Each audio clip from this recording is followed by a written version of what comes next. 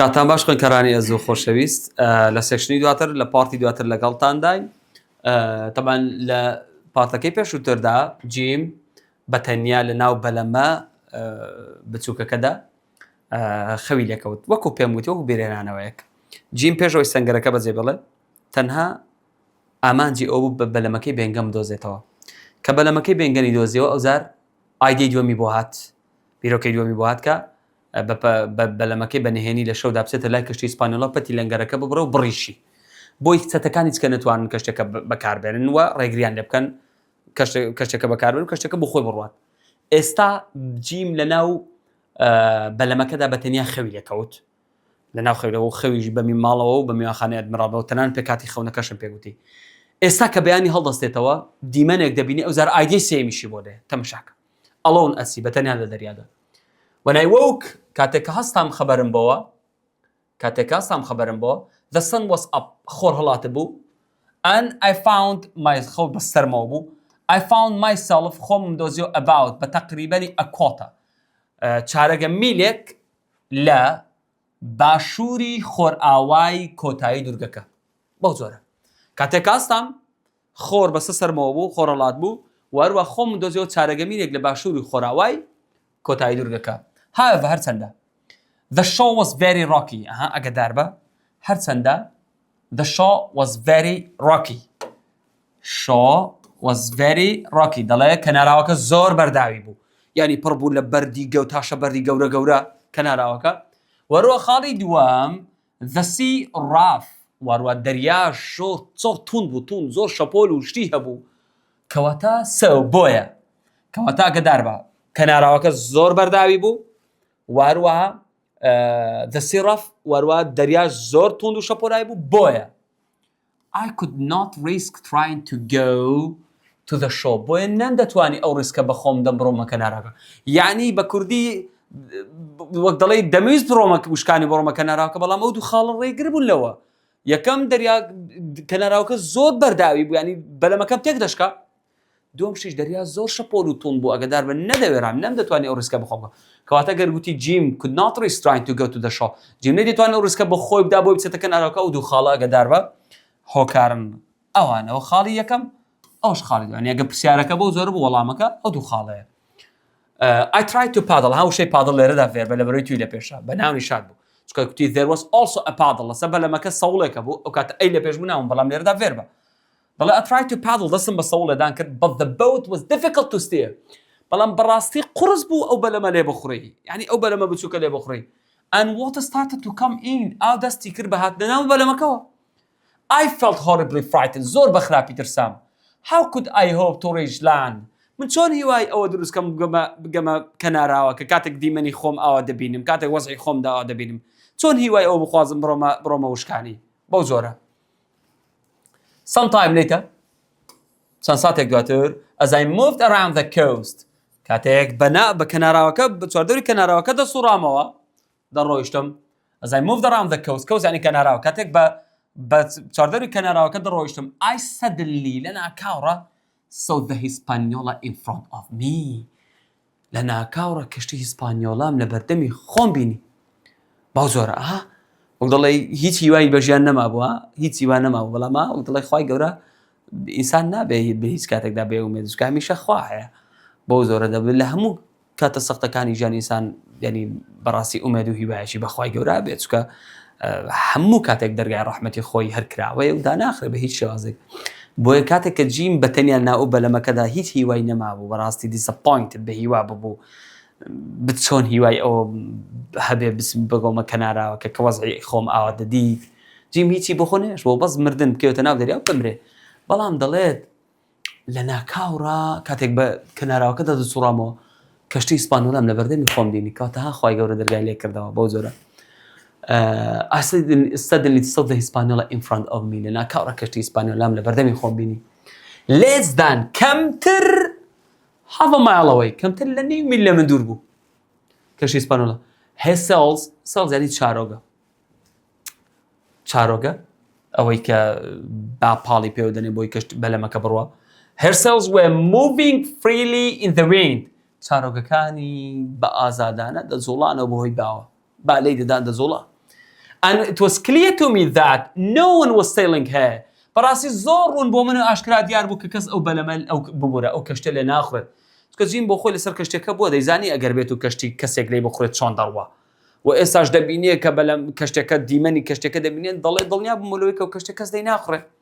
بەڕاستی کاتێکیش دەبینیم چارۆگەکان ئاوە بە ئازادانە دەزوڵێنەوە با لێیان دەدا کاتە دڵنیا بوومەوە زۆر ڕوون و ئاشکرا دیاری بۆ من کە کەس ئەو کەشتە لێ ناخورێت هەیە مەبەستی لە هیسپانیۆڵایەکەدارە I thought that پێم وابوو The two men دوو پیاوەکە کەم بەسمان ئیزرائیل هانز و چەتەکە یەکێکیە کە نازانین چیە دوو پیاوەکە must be asleep from the rum ئەو دوو پیاوە بەهۆی ئەو شەڕابێک کە خواردویانەوە خەویان لێکەوتووە if only خۆزگە یاخود ئەگەر I could get on board خۆزگە دەمتوانی بچمە سەر ئەو کەشتیە ئەو کاتە I might be able to return her to the captain ئەو کاتە کەم بەسی لە کاپسمۆڵەتەکەدارە ئەو زار ئایدی دیکەشی بووە ئایدی سێم دیسان بەبیری دێنمەوە پێش ئەوەی سەنگەرەکە بەجێ بێڵێ تەنها بیرۆکەکەی چ بوو دۆزینەوەی بەلەمەکەی بێنگەن کە بەلەمەکەی بێنگەنی دۆزیەوە ئەو زار بیرۆکەی و بوات بچێت بە بەلەمەکە بچێتە لای کەشتەکە و پەتی لەنگەرەکە ببڕە و چەتەکان هیچ کە نەتوانسینە دەریا و پەیوەندی چەتەکانی کەناراوەکە و کەشتەکە بڵێ ئینجا ئایدی سێم ئاوت کاتێکاوە لە نزیک کەشتەکە بووە نزیک کەشتەکە بۆتەوە دەڵێ خۆزگە دەمتوانی بچمە سەر کەشتەکە و ئەو زەها جیم بەکەم ڕازی نییە دەوێ ئەمە تا بە تەواوەتی کەشتەکە دێنێتەوە بەردەستی خۆی دەڵێ چی خۆزگە دەمتوانین بچمە سەر کەشتەکە ئەو کاتە I might be able to لانێ بتوانم return her to the captain بیگەڕێنمەوە بۆ کاپتنەکەی کە بەسی لە کاپسمۆڵەدا یعنی بە کوردی کەشتەکە بگرمە دەست I knew what I needed to do من دەمزانی ئەوەی کە پێویستە بیکەم چییە چ پێویست بێ بیکەم what I needed to do I sat up هەستام و I sat up واتە هەستام و and started paddling again دەستم کردەوە بە سەوڵ لێدان despite water coming into the boat سەرڕای ئەوەی کە ئاو دەهاتە ناو بەلەمەکەوە I went on paddling بەردەوام بوون لە سەوڵ لێدان until هەتاوەکو لە کۆتاییدا I was close to the ship تاوەکو لە کۆتاییدا لە کەشتەکە نزیک بوومەوە گەداربە تاوەکو لە کۆتاییدا لە کەشتەکە نزیک بوومەوە I کە نزیک بۆتەوە لە کەشتەکە جیم I could see that one of the booms ئەگەدار بە booms دەبڵ ئەوە کاتۆ لە وزاری ئوی درێژ ئەو تەخوێنە ئێسەکەش بە زێدە خوێنرێتەوە ئەو تەخوێنەوە کەشی I could see that one of the booms was hanging out over the side of the ship تەمەن booms ئەو حامود و چارۆگی ئەو ستونەیە کە چارۆگی پێوە هەڵدەواسرەیەکە دار بە زۆریش لە بەشی کۆتایی بەلەمێگان کەشتێک دەڵێ چی دەڵێ یەکێک لە ستونەکانم بینی hanging out over the side of the ship واتە بەلایەکی کەشتێکەوە وەک دەڵێ هەڵواسرا بوو and when a large wave کاتێک شەپۆلێکی گەورە کەیم کاتێک شەپۆلێکی گەورە هاتوو I pushed myself پاڵم بە خۆمەوە ناو and reached for it واتە خۆم پێوە کرد بەچی خۆم بە گەیشتمە لای چی لای ستونەکە لای بوومەکە ئەو تەمە بەسی لە بوومەکەی دەڵێ کاتێک شەپۆلێکی گەورات منیش پاڵێکم بە خۆمەوە ناو لە بەلەمەکەوە بازمدا بۆ سەر کەشتێکە و خۆم بە عامودەکەەوە کرد بۆ زۆرە بۆ ستونەوە کرد بابینە سەر سێکشنی دواتر بۆ زۆرە پارتی دواتر ئیزرائیل هانز تەبان جیم بەلەمەکە نەما بەلەمەکەی بەجێش جیم کەوتە سەر ڕووی کەشتێک ئاگدار بە ئیزرائیل هانز بابزانی ئیزرائیل هانز چیە تەبان یەک ئەو یەکێک بلێت چەتەکان بە خۆ دەزانی پێشم گوتی لەسەر کەشتەکەی فلینت گەنە تۆپتەقینەری فلین بووە بەڵام لە کەشتەکەی هیسپانیۆڵا وەکو چی بەشدارە ئیزرائیل هانز یاخود بنووسێت ئیزرائیل هانز جگە لە ئیزرائیل هانز بنووسێ فلینت گەنە هەر هەوە یاخود بنووسێ کۆکسوین هەر هەوە باش As I dropped it down onto the deck کاتێک کەوت بە سەڕۆی کەشتەکە the ship came into the wind واتە کەشتەکە کەوتە ناو باوە با لە کەشتەکەی داو swung around کەشتەکە ئاوە swung around دەلەراوە بەو جۆرە بە چوار دەوری خۆی و لە سوینگەوە وەرگیراوە گەدار بە باەک لە کەشتەکەیدا کەشتەکە ئاوە دەدەلەر and nearly threw me back into the sea خەریک و هەڵم داتەوە ناو دەریا بە کوردی بە کەشتێکە جیم دەڵە خەریک بوو کەوم و ناو دەریا I managed to stand up توانیم هەستمە سەر پێ و then I saw a man پیاوێکم بینی lying dead further along the deck دەڵێ پیاوێکم بینی لەسەر ڕووی کەشتیەکە مردبوو بە مردووی لەوێ کەوت بوو lying dead further along the deck واتە لەو سەری کەشتێکەوە پیاوێکم بینی بە مردووی کەوت بوو بەو جۆرە نییە هەم لە نزیک ئەو was ئیزرائیل هانز لە نزیک ئەو چێ لێ بوو ئیزرائیل هانز sitting against the side of the ship واتە پاڵی بەلایەکی دیکەی کەشتێکەوە دابوو بۆ زۆرەیش کەوت بوو his eyes کەم بەسی لە ئیزرائیل هانز ئەگەدار بە his eyes were closed واتە ئەوانە بۆ وەسفە بۆ ئیزرائیل هانز ئەگەدار بە دەڵێت چاوەکانی ئیزرائیل هانز داخرابوون و and his face was wide و دەموچاویشی سپی هەڵگەڕابوو ئیچێ ئیزرائیل هانز بریندار بوو بەڵام جیم پێی وا بوو دوو هەردووچیان مردوون ناوەتە دەڵێت چی I could see the blood on the deck خوێنم بینی لەسەر ڕووی کەشتێکە و and a large cut on his leg و برینێکی leg دیسان هەرمە بەس لە ئیزرائیلەندەوە برینێکی گەورە لە قاچی ئیزرائیل هانز داهەبووە کە دەربە دەڵێت چاوەکانی داخرابوون و ئیزرائیل هانز و دەموچاوی سپی هەڵگەڕابوو و برینێکش لە لاقی هەبوو I thought پێم وابوو the two men ئەو دوو پیاوە must have killed each other ئەو دوو پیاوە یەکتریان کوشتووە چونکە کاتێک جیم پەتی لەنگەرەکەی دەبڕی دەڵێت گوێم لە دوو پیاو بوو arguing and fighting تەمەقاڵیان بۆ شەڕیان دەکرد دەڵێ پێم وابوو دوو پیاو یەکتریان کوشتووە جیم تا ئێستا پێی وایە کە ئیزرائیل هانزیش کوژراوە ئەو کوژراوە ئەو کوشتو ئەوی کوشتەوەیش ئەوی کوشتووە بەو زۆرە پێم وابوو یەکتریان کوشتووە بەڵام at that moment لەو ساتەدا Israel moved a little ئیزرائیل کەمێک زۆڵا ینی کەواتە دیارە نەمردۆ asked me داوای لێکردن to get him some brandy داوای لێکردم هەندێک شەڕابی بۆ بێنم گەدار بە هەموویان کاتێک لە سەرمەرگیشدان هەرداوای شەڕاب دەکەن کاپتن بێڵش کاتی خۆی پێشەوەی بمرێت دەیگو شەڕاب بۆ ئیزرائیل هانز بریندارە تەخت بووە کەسی هەرداوای شەڕاب دەکات دەڵێ داوای لێکردم هەندێک شەڕابی بۆ بەرم I quickly went down to the cabin بەخێرایی چوومە خوارەوە بۆ کابینەکە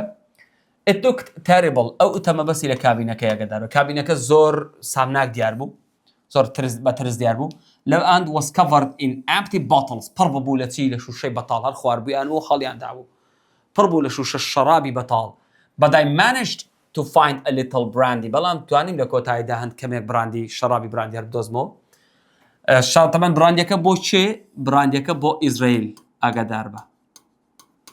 ئەدی چی بۆ خۆشی دەدۆزێتەوە ئاگادار بە تەماشایکە as well as some biscuits هەندێک بسکیت و چیز پەنیر ئێسەکە بەزە ئێمە و شێشمانەیە لە ئینگلیزە زۆر لەوە پوشتەی پەنیر دەسێت چەس ینی شەترەنج باو زۆرە بەڵامەوە چیز ینی پەنیر دەڵێ هەندێک بسکیت و پەنیر و raisins واتە مێوش raisins ئەگەدار بە ئەی و ئایەکە دیفۆنگی ئەی و ئێسەکەش بە زێ دەخوێنرێتەوە حتا ئێسەکەی کۆتاییش هەر بە زێ دەخوێنرێتەوە raisins هەندێک مێوش و بۆ خۆم یعنی ئەگەدار بە براندیەکە شەڕابەکە بۆ ئیزرائیل هانز پسکیت و پەنیر و مێوژەکەش بۆ خۆی بۆ جیم تەبەن after drinking the brandy دوای خواردنەوەی شەڕابی براندیەکە Israel was stronger کەمێک بەهێزتر بۆ تاقەتی هاتەوە بەرەو asked me پرسیاری لێکردم where I had come from لەکوێ هاتوو جیم دەڵێ ڕێک جوابم دایە گوتم چی دەڵێ I have come to take the ship جیم دەڵێ بەعنتەری هەر زۆر بەبێت تەرزات زانێت کە ئیزرائیل هانز بریندارە تاقەتی نییە بەعنتەری پێم گوتم چی I have come to take the ship هاتووم بۆ ئێوە کەشتێ ببم کەشتێ وەرگرم I reply وەڵام and please بە یارمەتیش think of me as your captain بە یارمەتیت وەکو کاپتنی خۆشە سەیرم کە بەو زۆرە جیم ناترسێ جیم هیچ منەتی لێڵ ناگرێت بەڕۆی بریندارەوەی دیکەش لەو لایەن مردێت تا ئێوارە خۆی ئیزرائیل هانزە تاو بۆیە زۆر بە بێترسی زۆر بە ئەنتەریش دەڵێ هاتووم ئەو کەشتێ ببەم و وەروە جەنابیش دەبێ وەکو کاپتن سەیرم کە بەو زۆرە He looked at me دەڵێ سەیری کردم but said nothing هیچی نەگوت Then پاشان I pulled down the pirate's black flag and threw it into the sea چم کرد ئاڵای ڕەشی چەتەکانم چ لێ کرد ئاڵای ڕەشی چەتەکانم هەڵدایە ناو ئاوە تەبەنەها بەلەمەکە بەو زۆرە ببوورە کەشتێکە یەکێک لەو شتانەی کە لەسەری بۆ ئاڵای ڕەشی چەتەکان ئەگەدار بە بۆیە بەڕەشی دیاریش نیات منەوە ڕەنگە بۆیە ئاڵای ڕەشی چەتەکان بەو زۆرە کە پێم پێی دەوتراسی بابەجان ئاڵای ڕەشی چەتەکان پێی دەوتە جۆلی ڕۆجەر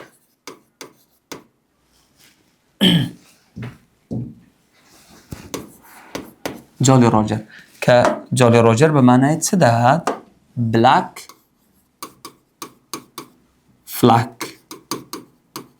ئەف پایرەسی جیم دەڵێ ئاڵای ڕەشی چەتەکانم لەسەر کەشتێکەدا داگرت و هەڵیشم دایە ناو ئاوە ئەوت دەڵێت چیم کرد I pulled down the pirate's black flag ئاڵا ڕشتەکانم داگرت و threw it into the sea هەڵمدا ناو دەریا I did not trust Israel يعني بە کوردی يعني چی يعني this ship is not under the control of the pirates anymore دەڵێ يعني هەڵت ئاڵای ڕەشی چەتەکانم هەڵدایە ناو دەریا يعني بە کوردی ئەو کەشتە هیچی کە لە ژێر دەستی چەتەکاندا نەما تەواو کۆتای پێات هەڵمدا ناو دەریا پاشان دەڵێت I did not trust Israel hands دەڵێت سیقم بە Israel hands نەبوو سیقم بە Israel hands نەبوو بەو جۆرە ئەوش سیقی بە جیم نەبوو هیچیان سیقیان بەهیچ نەبوو بەڵام but I knew that بەڵام دەمزانی I could trust him in one point بەڵام لێک خاڵە سیقم پێ بوو we both ئەزانی چی خاڵی مەسلحەت هەردووچیان مەسلحەتیان لێک خاڵدا هەیە دەنا نەجیب سیقی بەوی بوو نە Israel hands سیقی بەو بوو هەردووچیان لێک خاڵدا خاڵی مەسلحەت هەردووچیانی کۆ کردبەوە ئەویش چ بوو هەردووکمان we both wanted to beach وشەی بیش لێرەدا ئەگەدار بە فێر بە توی لە پێش ئاگەدار بە و ئیو ئەیەکە بە دەنگی ئی درێژ دەخوێندرێتەوە ئاگەدار بە دەڵێ هەردووکمان wanted to beach the ship somewhere safe هەردووکمان دەمانەویست کەشتێکە بە سەلامەتی بگەینە کەناراوێک ئەوە ببینە کەناراوێکی سەلامەت ئەو خاڵی هاوبەش و مەسلحەتی هەردووکمان بچکە گەرەوە بێ هەردووکمان دەمرین کەشتەکەی چی لێبێ وەرگەڕێ بکەوێتە دەریادا شتێکە هەردووکمان دەمرین یعنی بۆی هەردووکمان ڕزگارمان بێ نەمرین هەردووکمان دەمانەویست کەشتێکە بەرینە شوێنێکی سەلامەت لە کەناراوەکە شوێنێک where she could easily be returned to the sea شوێنێک کە بتوانین دواتری بە ئاسانی بخرێتەوە ناو دەریاکە دەرەوە بچین لە شوێنێکی سەلامەت لە کەناراوەکە ڕای بگرین وەروە شوێنێک بێ کە دواتر ئەگە ینی کەشتەکە ئیشمان پێ بۆ بیڕوێن ینی دیسان لێ خوڕینەوە بە ئاسانی بخرێتەوە ناو دەریا Hans offered to tell me how to do it کاچی من ئەگەدار بە یعنی زاینسیە لە ئاکتیڤیتی بوو گەوەی تێدایە طبعا جیم کێشەی تەندروستی نیە هیچ مشکلەی نییە تااقەتیشە he was strong enough but he cannot sail the ship جیم کێشەی تەندروستی نیە و قوتیە بەڵام نازانێت کەشتێکە لێ بخڕێ لە بەرامبەردا Israel hands he can sail the ship دەتوانێت کەشتێکە لێ بخڕێ بۆ خۆی سوکان بەدەسە but he was not strong enough بەڵام تااقەتی نەبوو بریندار بوو هەردووچیان خاڵشی نەقسیان هەبوو جیم هیچ کێشەی تەندروستی نەبوو بەڵام نەیدەزانی کەشتێکە لێ بخڕێ Israel hands کێشەی تەندروستی هەبوو بەڵام دەیزانی کەشتێکە لێ بخڕێ بە ناچاری جیم دەسێتە سەر سوکانەکە with Israel step by step instructions بەڕێنماییەکانی قۆناغ بە قۆناغی Israel hands یعنی جیم دەسێتە سەر سوکانەکە و Israel hands پێی دەڵێ بێوێدا بڕۆ ڕێنمایی ئەو ڕێنماییەکە ئەوتە دەڵێ چی offer to tell me how to do it پێی گوتم کە چۆنەوەی شە بکەم دەڵێ چی with hands giving me step by step instructions بە قۆناغ ڕێنماییەکانی Israel hands instruction ڕێنمایی we brought the ship slowly into the north inlet بە هێواشی کەشتەکەمان بردە ئینلێتی باکوور بەو دەر north inlet ئەوە بۆ وەری مەجێڕە سەر کوردیە north inlet توانیمان کەشتەکە بینە north inlet then پاشان he cried پاشان Israel hands هاواری کرد now my boy ئێستا کوڕم کەوای گوتی my boy کوڕەکەم and I turned the ship quickly بە خێرایی کەشتەکە بسۆڕاندەوە و and she started to move towards the shore کەشتەکە دەستی کرد بە جوڵە بە ئاڕاستی کەناراوەکە دەڵێ کە گوتی my boy منیش ڕێک دەستم بە سوڕانەوەی کەشتێکە کرد و بە خێرایی کەشتێکە ڕۆی بە ئاڕاستی کەناراوەکە while waiting for the ship to beach کاتێک چاوەڕێی کەشتەکەمان دەکرد بۆی بچێتە کەناراوەکە بکاتە کەناراوەکە I tend to face hands واتە ڕوومەڕ جەرا بۆ لای دەموچاوی Israel hands واتە من و ئەو ئاڕوومان کەوتە بەرامبەر یەک جیم Israel hands فەیسیان کەوتە بەرامبەر یەک his was سەیرگە when our eyes met کاتێک چاوی هەردووکمان کەوتە بەرامبەر یەک ئاوە هەردووکمان سێری یەکتریمان کرد we both cried out هەردووکمان هاوارمان کرد کاتێکا ڕوبەڕووی یەک بووینەوە هەردووکمان هاوارمان کرد بەڵام هاواری جیم بۆ شتێکە و هاواری Israel hands بۆ شتێکە ئەوەدا دەڵێ چی دەڵێ my cry هاواری من was of fear هاواری من هاواری ترس بوو ترسام بۆچی جیم ترسا ئەوت because he was now standing and had a knife in his hand دەڵێ کاتێک کە ڕاوەستا بوو چەقۆیەکی بەدەستەوە بوو جیم دەڵێ بۆیە ترسام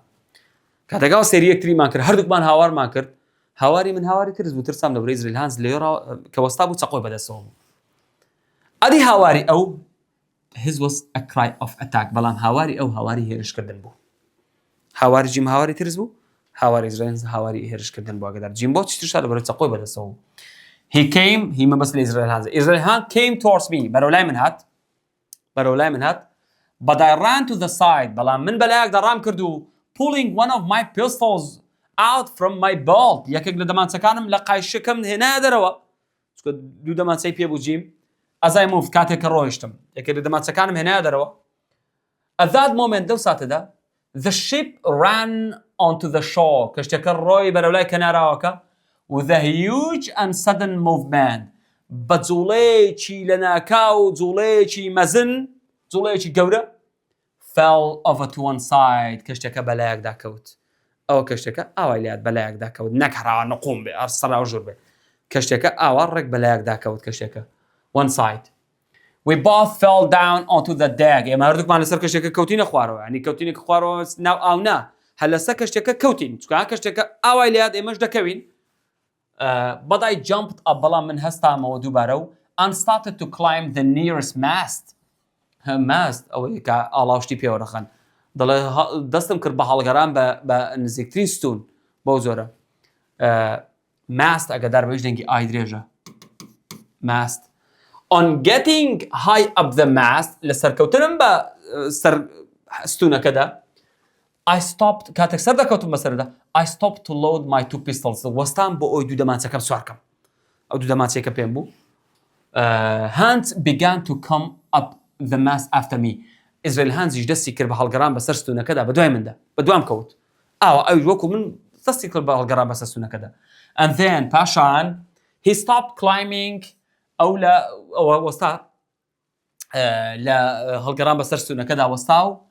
تاقەتی نەماو threw his knife لە بەرەوەی بریندارە threw his knife at me چەقۆیەکەی هاویش بۆ من چەقۆیەکەی گر بۆ من باوتی بە هەلەی دەم چکە ئەوەندە تاقەتی نەبوو هەڵگەڕێ بەسەر ئەوەندە هەڵگەڕێ چەقۆیەکەی هاویش بۆ من و despite the fact that سەرڕای و حەقەتێکە it hit me in the shoulder چەقۆیەکەی دا لە شانم چەقۆیەکەی گرتە من و سەرڕای و حەقەتەکەی کە چەقۆیەکەی دا لە شانم برینداری کردو تەوان جیم بەڵام زۆر نا I fired both my pistols منیش بە هەردوو دەمانچەکە تەقەم کردو Hans cried out Hans هاواری کردو and fell into the water below کەوتە ئاوە و ناو دەریا بە کوردی ناو دەریا جیم کوشتی و هەڵیدا ناو دەریا کەواتە Israel Hans was killed by Jim Israel Hans was killed by Jim ئەدی ئەو سەتەیە دیکە چێ مامۆستاوای لەسەر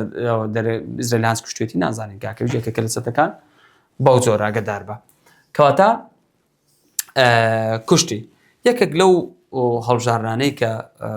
ئەوە کەم ئەوە ئاگادار بە لە ئەپیسۆدی 6 ئەوتان نووساوە when Jim ببوورە لە ئەپیسۆدی 7 خاڵی 6 نووساوە when Jim saw the Hispaniola again the next morning کاتێک جیم بەیانی دواتر کەشتی هیسپانیۆلای بینی ئەها ڕێکچی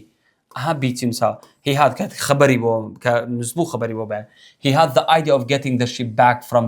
the pirates بیرۆکەی ئەوەی بۆ هات کە کەشتەکە لە دەستی چەتەکان بێنێتە دەرەوە ئاگادار بە بیرۆکەی بۆ هات کە کەشتەکە لە دەستی چەتەکان بێنێتە دەرەوە غەڵەتەنە he wanted to stop the ship دەویست کەشتەکە بوەستێنێ from hitting the rocky shores بۆی لە کەنارە بەرداویەکە نەدات کەشتەکە he realized that there was no one aboard بۆی دەرکەوت کە کەس کەشتەکە لە ناوخۆ نەخێر ئاگادار بە کەواتە بیوەڵامە ڕاستەکەی ئاگادار بە تکایە ئاگاداری هەڵبژارانە بە سێکشنی کۆتایی تەبەن جیم ئەوەکەی گرتە دەست بە خۆتان دەزانن با ئەو سێکشنەیە لەگەڵ کۆمەڵێک باسکردن لە بار پیزۆڤیتەکەش باسکەین کۆتاییە پیزۆڤیت واتە پارچەی هەشتی تەبەن پارچەی هەشتی چییە ئەو قسەیە بوو کە تووتیەکە دووبارەی دەکردەوە بەردەوام پارچەی هەشتی باوزانی چێت جیم ئەوە کەشتەکەی گرتە دەست و کەشتەکەی کەوتە بەردەست و ئێستا کەشتەکە لە ژێر دەستی چەتەکاندا نەمەوە ئیزرائیل هانسی کوشت و باش after a few moments of fear دوای چەند ساتێک لە ترس زۆر ترسا بوو جیم I saw that بینیم the knife had not hurt me much بینیم چەقۆیەکە زۆر منی ئازار نەدابوو پێم کەوت و بەڵام زۆری ئازار نەدابوو زۆری بریدا I climbed slowly down بە هێواشی لەسەر ستونەکە هاتمە خوارەوە هاوستونێکە لێی بوو هاتمە خوارەوە Hans was dead in the water Hans لەنا ئاودا مرد و ئەدی چم لە لاشە مردوەکەی دیکە کرد ئەوەی کە ئیزرائیل هانس کوشت بووی I got rid of the other body by lifting over the side of the ship to join hands. دەڵێ خۆم ڕزگار کرد. Got rid of یعنی خۆم ڕزگار کرد. خۆم ڕزگار کرد لاشە مردەکەی تر و بەلایەکی دیکە کەشتێکەدا ئەویشم هەڵدایە ناو ئەوە بۆی بچێتە لای ئیزرائیل هانس. علی بەکووری ئەویشم هەڵدایە ناو ئەوە ئەوەی کە یعنی کوژرا بوو ئیزرائیل هانس کوژ بووی. Before leaving the ship پێش ئەوەی کەشتێکە بەجێ بەڵام I pulled in as many of the sails as I could. چەند دەتوانین بە کوردی کە چارۆکی کەشتەکانم جار داگربێ یان خڕم کردبێتەوە چارۆکی کەشتەکە خڕم کردبێتەوە یان چارۆکەم داگرتن بۆی یەکەم بۆی کەس نتوانێت کەشتەکە لێ بخڕێ یاخود بۆی کەشتەکە بۆی شەپۆلیشەوە نەڕوا بەڕاستی با پێ بڵێم بۆیە چارۆکی کەشتەکانم هەڵخڕکردنەوە یاخود دامگرتن بۆی کە کەشتەکە نەڕوات. Then I dropped it down into the water پاشام خۆم هەڵدایە ناو ئاوە and walked to the beach بەپێ چوومەوە کەناراوەکە. I was very excited. زۆر هێجان بووم زۆر بەپەرۆش بووم and could not wait to get back to the stockade. کاتێک ئینسان کارێکی زۆر باش دەکات یعنی کارێکی زۆر گرنگ دەکات بۆ هەندێک لە دەوروبەرەکانی بۆیە خۆیەتی بگاتە لای ئەو کەسێک و کارەکەی بۆ کورە پێی بڵێ ئەوی شەم کردووە بۆیە جیم دەڵە بەڕاستی نەم دەتوانین چاوەڕێەوە ئەو کاتە بکەم تا دەگەمە لای برادەرەکانم پێیان بڵێم گەڕمە پسکمە لای سەنگەرەکە و to tell the others بۆی پێیان بڵێم that I had got the ship back بە برادەرەکانم بڵێم کە کەشتەکەم گەڕاندەتەوە چکە کاتێک کە جیم برادەرەکانی بەجێش لە سەنگەرەکەدا چێ لە سەنگەرەکە بوون کات سماڵەت بریندار بوو ئەبراهامگرێ لەگەڵ سکوار دکتۆر پێش جیم ئەوەی بەجێش بوو یعنی کاتێک کە جیم سەنگەرەکەی بەجێ سەنگەرەکە لەژێر دەستی برادەرەکانی دا بوو وەکو پێم گوتی کات سماڵەتی لێبوو بە برینداری ئەبراهامگرێ لەگەڵ سکوار لەوێ بوون بۆیە دەڵێ بەڕاستی خواخوام بوو بگەمەوە سەنگەرەکە پێیان بڵێم ئەو شتە گەورەم کردووە کەشتێکەم گەڕاندوتەوە باشە. It was late at night درەنگانی شەو بوو by the time ئەو کاتەی I found my way to the stockade واتە late at night درەنگی شەو بوو کاتێک ئەو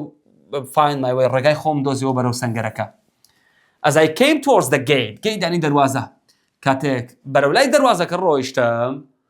I was pleased دەروازەی سەنگەرەکە تەوان the gate of the stockade I was pleased adjective بابەجان یعنی happy ئێسەکەش دەنگی زەئی تێدا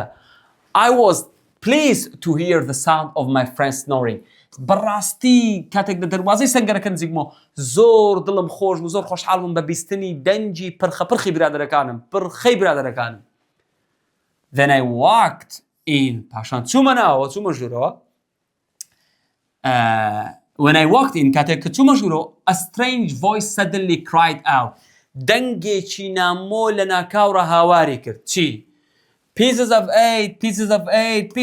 سێ جار کە ئەو قسە ئەو piece of eight چیە دەنجی تووتیەکەی سیلڤەر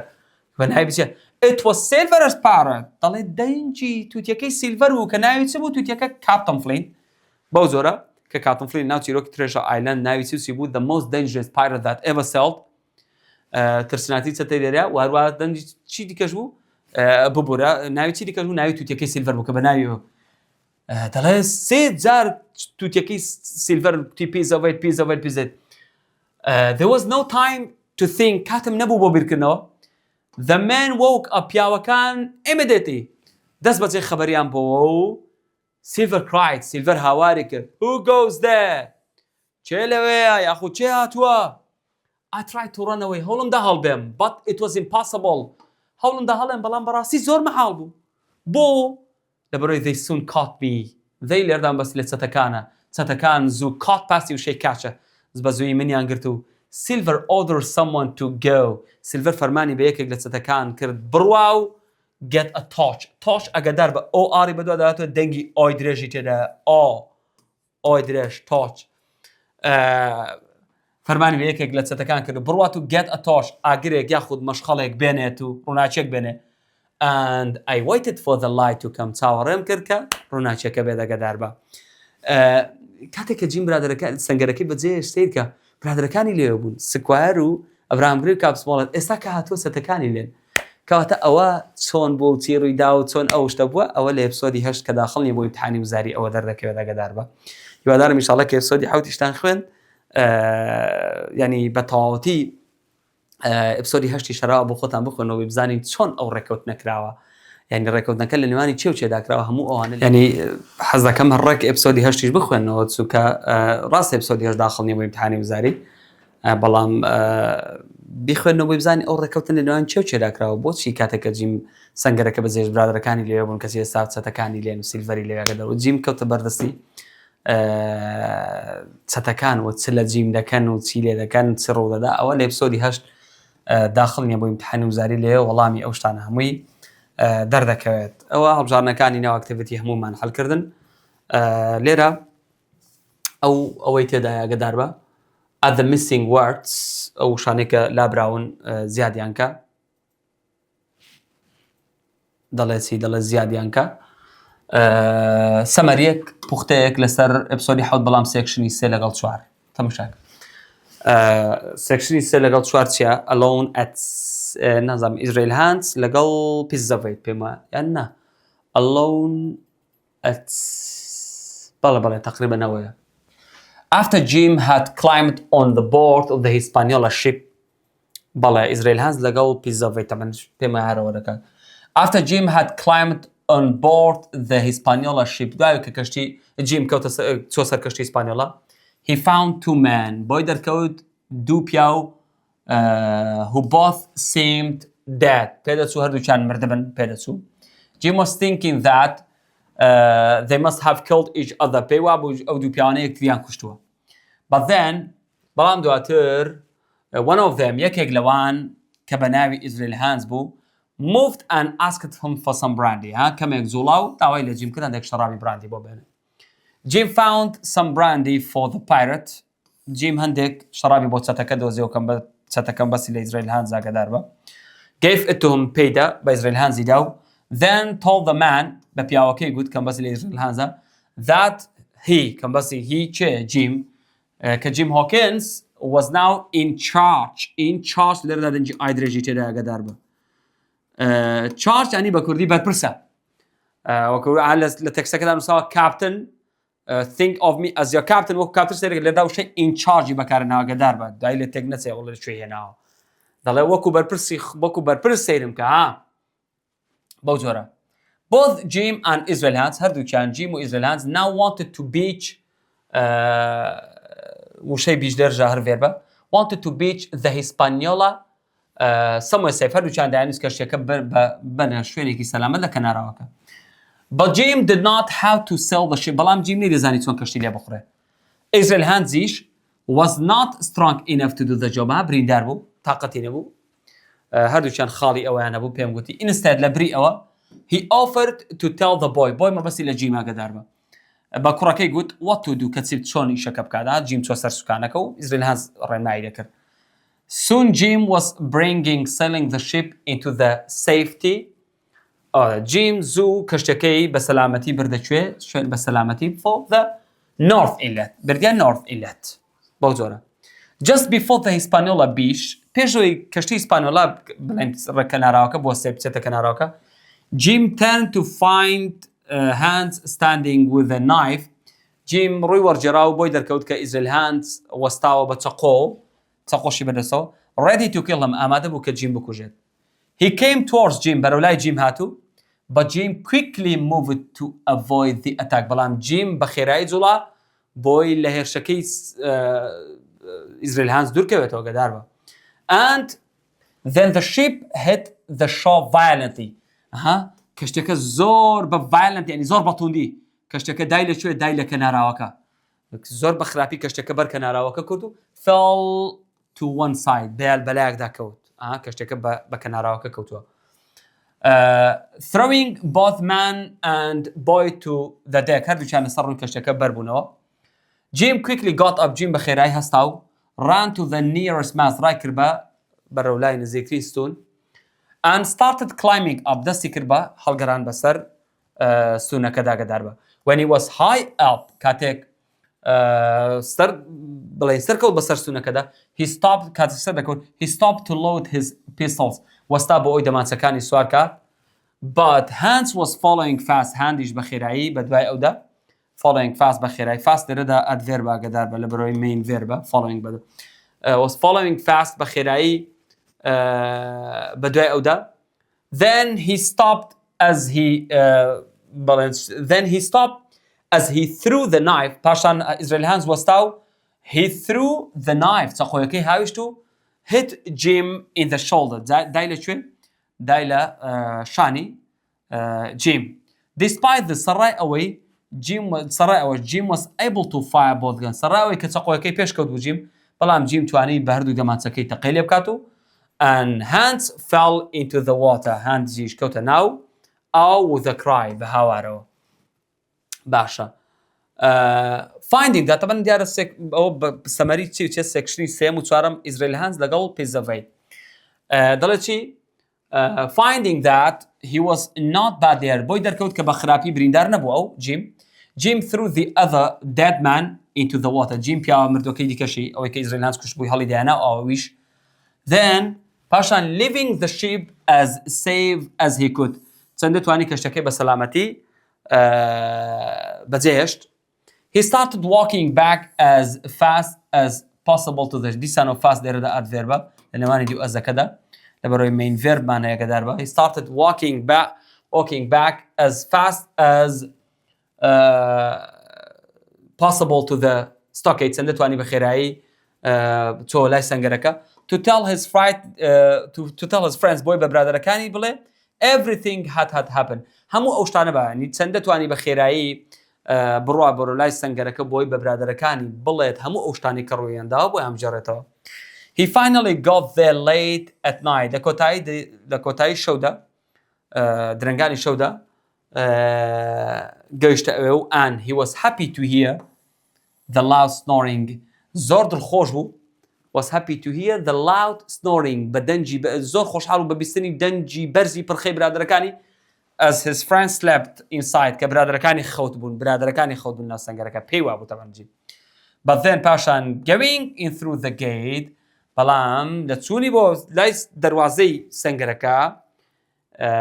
طبعا he was surprised to hear a strange voice calling out براسي سرسام بو ببستني دنگي چينا مو هاواري دكر بيزافي it was the parrot دنگا كدنجي سبو دنگي توتيا كابو Jim دەڵێ there was no time to do anything هیچ کاتم نەبوو بۆ هیچ شتێک هیچ نەدەکرا لەبەرەوەی the pirates were awake هەمویان خەبەریان بۆ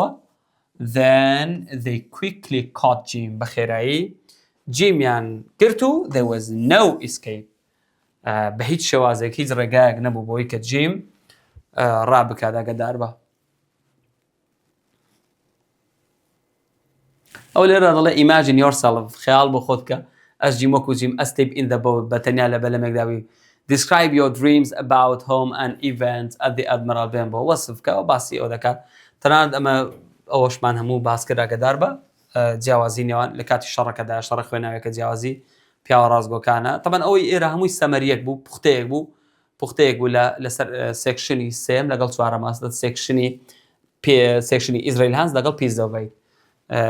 پێش کۆتایی و لەگەڵ کۆتایی ئەوەشمان لەبارەی هەر سێکشنی یەکەم و شەڕە خوێناویەکەی سێکشنی یەکەم بۆیان دووەم نازانم شەڕە خوێناویەکەی دووەم تەمان نێوان پیاوە ڕازگۆکان و چەتەکان لێرە هەندێک پرسیاری وزاریمانەیە باوەجان سەیریکە باشە پرسیاری 2024 بۆ 25 ئاگادار بە نساو بۆشایی was the one who cut the anchor ئەو کەسە بووکە who cut the anchor from the ship چێ بوو پەتی لەنگەرەکەی بڕی طبعا هەمومان دەزانین چێ بوو جیم بوو کوا جیم ئەوە جیم هۆکینز from the and بۆشایی on board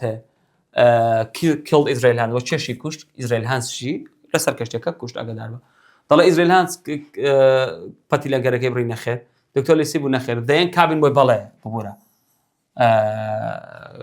بەڵێ کابی بۆ شەرجیمە and put Israel Hands in iron Israel Hands کەلەپچەکرد نەخێر ئەوەی غەڵەت ئاگادار بە لەنا کابین بۆی هەردەکاتەوە جیم ئاگادار بە کاتە سی خولی یەکەم ساڵ when Jim cut the rope کاتێک جیم لەنگەرەکەی پەتی لەنگەرەکەی بڕی the ship and the boat started moving کە لە هەڵبژانەکانی ناو ئاکتیڤیتی بوو ئەو خولی یەکەم هاتووەتەوە ڕێک هەڵبژانەکانی ناو ئاکتیڤ ئەو هەڵبژانانەی شەش بوون چەند مرحلەمان کردن ئێستا شەش دانە بوون دەڵێ کاتێک کە جیم گرویسەکەی بڕی the ship boat کەشتەکەش و بەلەمەکەش ڕێک هەمانش ڕێک لەوێن دەریشدا سێ لێرە شەر سێ in roughly the same direction along the line of the shore After Jim had fallen asleep in the boat, دوای کە جیم لەناو بەلەمەکەدا خەوی لەکەوت, he soon started dreaming about خەوی بۆ چێوە بینی ماڵەوە لەگەڵ میانخانەت مێڕابێ بۆ امتحانی بەرایە 2024 بۆ 25. Jim left the stockade. ئەوە شەری ناو هەڵبژارنەکانی ئەکتیڤیتیاکە داربە. یەکەم دانێ هەڵبژارنەکانی ئەکتیڤیتی جیم سەنگەرەکەی بەجێشت at the end of the afternoon. کۆتایی دوای نیوەڕۆکە داربە. ئەوە soon after نەخێر دوای ڕێک دوای دکتۆر نەخێر soon after تا got dark تەنان ڕێک ئۆپشنەکانیشی وێشی دووبارە کردوتەوە دوای ناخواردنی نیوەڕۆ نەخێر. After Jim and Israel Hands brought the ship slowly into the North Inlet. دوای کە جیم و Israel Hands کەشتەکەیان بردە inlet North Inlet Hands بۆ شای. Israel Hands asked Jim to bring him some brandy نەخێر ئەو پێشەوە بوو. Attacked Jim with a knife باشە sat against the side of the ship نەخێر. Pulled down the pirates black flag Israel Hands کوا ئاڵاکەی نەخێر بەڵکو دوای کە چی کرد؟ Attacked Jim with a knife بە چەقۆ هێرشی کردە سەر Jim. Jim wanted to cut the Hispaniola free from her anchor too. ئەوە شەری ئەوەیە. Jim ویستی پەتی لەنگەرەکە ببڕێ بۆچی to stop the pirates going to sea. بۆی ڕێگری لە چەتەکان بکە بچنە ناو دەریە. دەڵێت چی؟ To take her back to Bristol بۆی بیباتەوە بۆ بریسل نەخێر. To hide himself from his friends بۆی خۆی بشارێتەوە لە برادەرەکانی. To let the pirates climb aboard بۆی ڕێ لە چەتەکان بگەڕێ بەسەر کەشتەکەدا هەڵگەڕێن نەخێر. بەڵکو stop the pirates going to sea بۆی ڕێگری لێزە. While Jim was cutting the anchor rope کاتێک جیم پەتی لەنگەرەکەی دەبڕێ هی کوتیە. پێم گوتی کاتێککە دەیبڕی گوێ لە چی بوو گوێ لە دوو پیا بوو لەسەرەوەڕە arguing and fighting دەمەقاڵە و شەڕیان بوو کووە گوێ لە چێ بوو تەبەن دوو پیاوەکە چێ ئیزرائیل هەن گوێ لە ئیکوتیە John and George Mary ئەو لە ئەپسۆدی 18 و ناوە دێت the coxswain بەڵێ coxswain Israel Hands and Long John Silver ئەو coxswain ڕاستە Israel Hands بەڵام Long John Silver نەبوو لەسەر بوو Israel Hands and 4 Israel Hands و 4 نەخێر یەک کەس بوو بەڵکو Israel Hands و another man گوێ لە Israel Hands و یەکێک لە پیاوەکان یەکێک لە چەتەکان کە دەڵێ دوو کەس بوو لەسەرەوە both the doctor هەردووچیان دکتۆر و Jim Hawkins ئەوە ژی ناو ئەکتیڤیتیە و هەڵبژارنەکانی هەردووچیان told the others where they were planned to go نەخێر went to get away from the dead bodies هەردووچیان نەخێر went to find Bengal نەخێر هەردووچیان took two pistols with them هەردووچیان دوو دەمانچیان لەگەڵ خۆیان بردبوو the second reckless دووەم سەرکەشی thing that Jim had done ئەوەیە دووەم سەرکەشی کە جیم کردی چ بوو he had decided to go down to the wide rock and find Bengal's boat to cut the rope of the Hispaniola decided to drop quietly down into one of the pirates' boats and go ashore with them. He wanted to go back to the ship to join Israel Hands. He pulled down the pirates دوم سرکشی چی بو decided to go down to the white rock and find Bengal's boat to cut the rope of the Hispaniola ئەگەدار بە سەرکەشیەکە چ بوو ئەوە بووکە بە بڕیاری دەکە بچێتە لای تاشە بەردەکە و بەلەمەکەی بێنگەم دۆزێتەوە to cut the rope of the Hispaniola بۆی پەتی لەنگەری Hispaniola ببڕێ ئێستا بینوسێتی decided to drop quietly down into one of the pirates' boats بڕیاریدا drop quietly down ئەوەی سەرکەشی یەکەم ئاگدار بە بڕۆتە ئەوەی یەکەم ئەپسۆدی 5 بەو زۆرە چکۆ نووسێتی second reckless ئەوە دەڵنووسێتی second reckless بەو زۆر ئەوەیان خاڵی سینسا he wanted to go back to the ship to join Israel Hands دەویست بگەڕێتەوە بچێتە سەرکەشی ئیسپانیا بۆی بچێتە لای Israel Hands نەخێر he pulled down the pirates black flag سەرکەشیەکەەوە بۆ ئاڵا ڕەشتەکان نەخێر بەڵکو decided to go down to the wide rock بچێتە لای تاشە بەرزەکە و Bengal find Bengal's boat بەلەمەکەی بێنگەم دۆزێتەوە to cut the rope of the Hispaniola when Jim saw the Hispaniola again the next morning he کە دەڵێ کاتێک کە جیم ڕۆژی دواتر بەیانی کەشتەکەی بینی he بۆ شای he wanted to stop the ship from hitting the rocky shore نەخێر دەیویست کەشتەکە کەشتێک ئەوە ژی ناو ئەکتیڤیتیەکە داڕەوە هەڵبژارنەکانی ناو ئەکتیڤیتی بۆی ڕێگری لە کەشتەکە بکە بەر کەناراوە بەرداویەکە نەخێر بەڵکو he had the idea of getting the ship back from the pirates بیرۆکەی ئەوی بۆ هات کە ڕێگری لە کەشتەکە بکە ببورە بیرۆکەی ئەوە بکات کە کەشتەکە لە ژێرستەکان بێنێتە دەرەوە دیسان ئەوە شەڕی ناو ئەکتیڤیتیە before Jim left the stockade پێشەوەی جیم سەنگەرەکە بەجێ بێڵێ his plan was plانی چ بوو was طبعا بەس دۆزینەوەی بێنگەن خوا بەلەمەکەی بێنگەن to give the treasure map to kill Israelis to cut the ship from her anchor to make the pirates Hispanic طبعا هو 2021 بۆ بیرمە امتحانی بەرایی ئەگەدار بە ئۆپشنی ئەوەی تێدانیە کە امتحانی بەراییە طبعا پرسیارەکە 2022 بیرمە و نمونەیە ئۆپشنی ئەوەی تێدانیە just to find بێنگەنز بۆ هیچیانی تێدانیانی بە وەڵامی ڕاست ئەگەدار بە بەڵام تۆ کامیان بە ئاڕاستەی کەمێک نزیکە لە وەڵامی ڕاست ئەویان کە لە ئەساسیشدا ئەوە نییە ئەگەدار بە بەڵام کۆ ئەو 2021 بۆ 22 ئەگەدار امتحانی بەرایی هاتۆتەوە هیچ لە وەڵامەکانی کەی تێدانیە ئەگەدار بە ینی find بێنگەنز بۆ تێدانە کەواتە کامە هەڵبژێرم his plan was to give the treasure map to Silver نەخشەکە پلانی ئەو بوو نەخشەکەدا بە سیلڤەر to kill Israelis پلانی ئەو بوو کە ئیزرائیلانس بکوژێت to make the pirates use Hispaniola بۆی پلانی ئەو بوو کە چەتەکان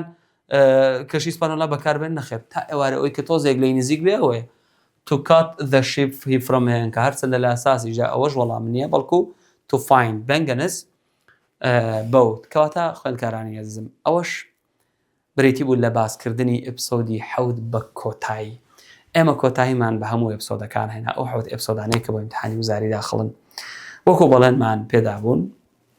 بەڵێنمان بەخوای گەورەدا بوو ئینجا بەیەوە کە هەموو من هەز بە کاملی باز بکەین بە هەموو شتێکیشەوە بەڕاستی واشمان کردەبن ئەو کۆتایی ئێپسۆد بوو وە کۆتا دەرسی ئێپسۆدیش بوو و ئەوەی کە کردومانە ئینشاڵڵا هەموو خوێندکارێک لە هەر شوێنێک و سوسێکی و کوردستانەیە سودێکی لە ئێمە بینیەوە پشتیان بەخوای گەورە ئێمە نەپارەمان دەوێت نەمادەمان دەوێت نە هیچ شتێکمان دەوێت لە بەرامبەردا ڤیدیۆکانمان بە ئاشکرا لە یوتیوب داناون بەبێ هیچ سانسۆرێک لەبە دەتوانێت بۆ خۆی بەکاری بێنێ هەر کاتێک بۆ ڤیدیۆ تۆمارکردنەکانی ئێمە بەڕاستی پوختەیەک نین کە لەبە بتوانێت تەنها بەس کەمێک بزانی بەشی 60 ڤیدیۆکانی ئێمە بە هەموو فکرێک باسکراون تەنانەت فکری زۆر وردیش بۆی تەلەبەکە ڕێک بتوانێت 100 ڕێک لە بابەتەکە بێنێ تێگەیشتی ینی ڕاستی بۆ وەیە تەلەبە سوودی لێ ببینێت تەلەبەکە مەرزەمەکەی پێبێت لەگەڵ ڤیدیۆکان ینی پاسەجی لێ دەرچێت پاسەج ئەوە پەیوەندی بەمنەوە نییە شتێکی خارجێ ئەوەی دیکە بۆی تەلەبەکە ڕێک بتوانێت نەمرەی تەواو بێنێ بە هەموو شتێکەوە بۆی ئەوەی کە ئێمە دەمانەوێت لە خوێندکار تەنها کە سوود لە ئێمە بینیە تەنها دوعایەکە کە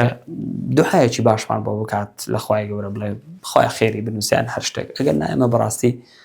من وەکو خۆم ئامانزم هیچ شتێک نییە و هیچ شتێکشی بەس ناکەوێت بەڕاستی لە دانانی و ڤیدیۆانە لە یوتیوب باشکرایی تەلەبە 2 شەو 3 شەو کاتێک حەزی لێ سەیری بکات و بەڕاستی خۆشم بوو مەخاوەنی ڤیدیۆکان بۆی بتوانم بە ئازادانە ڤیدیۆکان لە یوتیوبدا بنم بەڕاستی زۆر پەیمانگاوە کۆمپانیا هەبووە داوای لە ئێمە کردووە کە ڤیدیۆکانیان بۆ تۆمار بکەین بەڵام لە بەرامبەردا ئێمە نەبین بەخاتەبەن پارێکی باشیشمان دەنێت لە تۆمارکردنی ڤیدیۆکەدا بەڵام ئێمە نەبین بە خاوەنی ڤیدیۆکان ئەوان ببن بە خاوەنی ڤیدیۆکان بۆی بتوانن بۆ خۆیان ڤیدیۆکانی تر بفرۆشنەوە بیکەن بە ئەپێک بۆ زۆرە بەڵام بەڕاستی من هەموو شتەکانی خۆم لەسەر خۆم بە مەسروفی خۆم بە مادەبوونی خۆم بە هەموو شتێکی خۆم لە ڕانیەوە بۆ شاری هەولێر چەند جارت لە 35 جار لە ڕانیەوە بۆ شاری هەولێر بە هەموو شتێکی خۆم بۆی کە بۆ خۆم بتوانم ببم بە خاوەنی ڤیدیۆکان و بەوەی خوێندکاری خۆشەویستی ببەخشم بۆ ئینشاڵڵا سودێکی زۆر باش لە ڤیدیۆانە دەبینن ئەوە کۆتایی بە ئێپسۆدەکانیش هات ئەوەی کە ڤیدیۆکانی من ماوە تەنها مەسەلەی ساوندە ئەوش ئینشاڵڵا لە ئایندەیەکی زۆر نزیکدا تۆمار دەکرێن تەنها ساوند ماوە ئەوکانی دیکەمووی بە پوختی و زۆر بەباشی لە ناوی یوتیوبەکەدا دانراون و ئینشاڵڵا سوودتان لە ئێمە بینیەوە پشتیوان بەخوای گەورە هەموو لایەکتان سەرکەوت و سەرفراز دەبن و لەگەڵ ئێمەش ئەو نمرەی کە لە دڵی خۆتاندایە پشتیوان بەخوای گەورە بەدەستیدانن سەرکەوت و سەرفراز بن ئینشاڵڵا